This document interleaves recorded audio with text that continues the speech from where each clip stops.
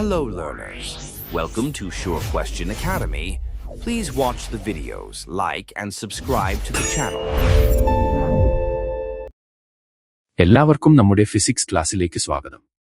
വൈദ്യുതകാന്തികതയുമായി ബന്ധപ്പെട്ട വളരെ രസകരമായ ഒരു ചോദ്യം നമുക്ക് ഇന്ന് പരിശോധിക്കാം. സ്ക്രീനിലെ ചിത്രങ്ങൾ ശ്രദ്ധിക്കൂ.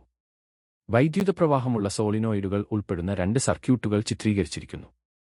ശക്തമായ കാന്തിക മണ്ഡലം ഉണ്ടാക്കാൻ വേണ്ടി ചുറ്റിയെടുത്തിട്ടുള്ള വയറുകളെയാണ് നാം സോളിനോയിഡ് എന്ന് വിളിക്കുന്നത്. ചോദ്യം എ. ഇതിൽ ശരിയായ ചിത്രം തിരിച്ചറിഞ്ഞ് നിങ്ങളുടെ ഉത്തരം ന്യായീകരിക്കുക. കാന്തിക ധ്രുവങ്ങൾ ശരിയായി അടയാളപ്പെടുത്തിയിരിക്കുന്നത് ഏത് ചിത്രത്തിലാണെന്ന് ശാസ്ത്രീയമായി നാം കണ്ടെത്തണം. ചോദ്യം ബി. ഒരു സോളിനോയിഡിന്റെ കാന്തികശക്തി വർദ്ധിപ്പിക്കാനുള്ള ഏതെങ്കിലും രണ്ട് മാർഗങ്ങൾ നിർദ്ദേശിക്കുക. ഈ കാന്തത്തിന്റെ ശക്തി എങ്ങനെ കൂട്ടാമെന്ന് ചിന്തിച്ചു നോക്കൂ. നമുക്ക് ഇതിന്റെ ഉത്തരം ഓരോന്നായി കണ്ടെത്താം. ഭാഗം എയുടെ ഉത്തരം നോക്കാം. ബാറ്ററിയിൽ നിന്നുള്ള വൈദ്യുത പ്രവാഹം ശ്രദ്ധിച്ചാൽ ശരിയായ ചിത്രം ബി ആണെന്ന് മനസ്സിലാക്കാം.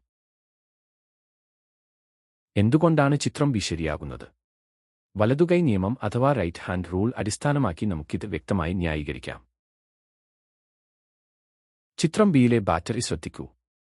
പോസിറ്റീവ് ടെർമിനലിൽ നിന്നും വരുന്ന വൈദ്യുത പ്രവാഹം സോളിനോയിഡിന്റെ മുൻവശത്തെ ചുരുളുകളിൽ താഴേക്കാണ് ഒഴുകുന്നത്.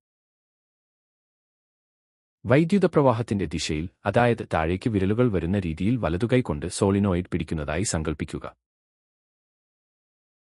അപ്പോൾ തള്ളവിരൽ വലത്തോട്ട് ചൂണ്ടുന്നു. ഇത് ആ ഭാഗം നോർത്ത് പോൾ ആണെന്ന് സൂചിപ്പിക്കുന്നു. അതിനാൽ ഇടത്തെ അറ്റം സൗത്ത് പോളും ആയി പ്രവർത്തിക്കുന്നു.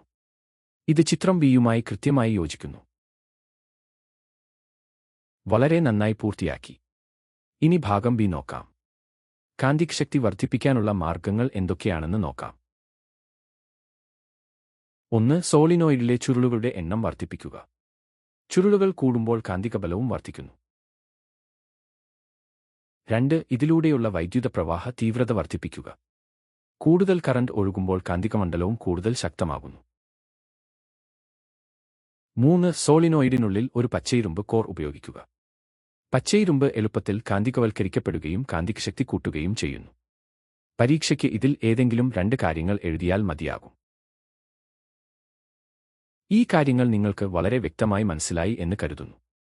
വീഡിയോ കണ്ടതിന് നന്ദി. Happy learning.